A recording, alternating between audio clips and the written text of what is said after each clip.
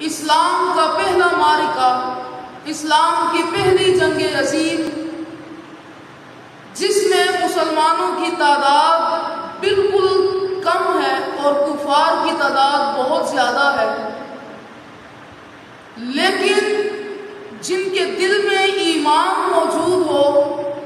جن کے دل میں محمد رسول اللہ صلی اللہ علیہ وآلہ وسلم کی محبت موجود ہو، وہ سامنے آنے والی فوجوں کی تعداد پر بھروسہ نہیں کیا کرتے، بلکہ اگر انہیں کسی ذات پر یقین ہوا کرتا ہے تو خدا کی ذات پر یقین ہوا کرتا ہے۔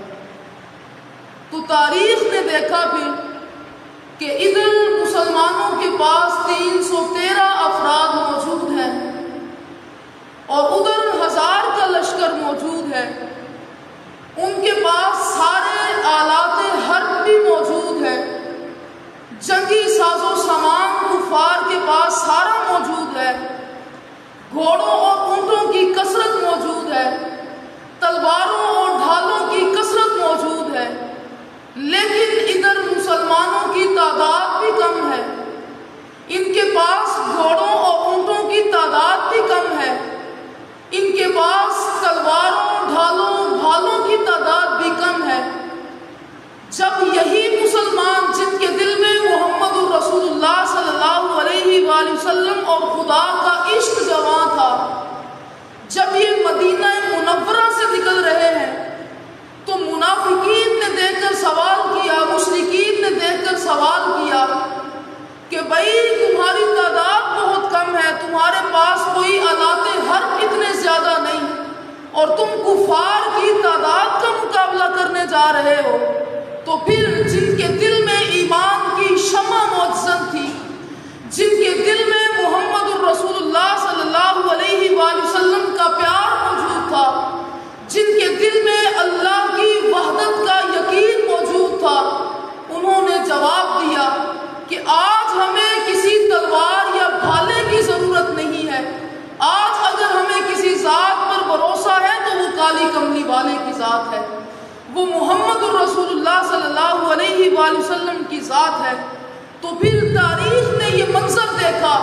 کہ 313 کی تعداد نے کس طرح کفار کا تختہ الٹ کے رکھ دیا، اور اللہ رب العزت نے حضور صلی اللہ علیہ وآلہ وسلم کے جانثاروں کو فتح نصیب فرمائی، اور اس فتح کے پیچھے بھی ایک حکمت موجود ہے۔ حضور صلی اللہ علیہ وآلہ وسلم غزوہ بدر سے ایک رات قبل یا دوسری تاریخ کے مطابق صبح حضور صلی اللہ علیہ وآلہ وسلم اللہ رب العزت کی بارگاہ میں عرض کرتے ہیں، اپنی جبین ناز کو اللہ رب العزت کی بارگاہ میں جھکا کر عرض کرتے ہیں کہ یا اللہ، یہ 313 افراد میری زندگی کا کل سرمایہ ہے، یہ 313 افراد میری محنت کا کل سرمایہ ہے، یا اللہ اگر آج یہ کفار کے ہاتھوں ذلیل ہو گئے، اگر کفار کے ہاتھوں سے یہ شکست خوردہ ہو گئے تو پھر قیامت تک کے لیے تیرا نام لینے والا کوئی نہیں باقی رہے گا، قیامت تک کے لیے تیری توحید کا پرچم بلند کرنے والا کوئی نہیں رہے گا۔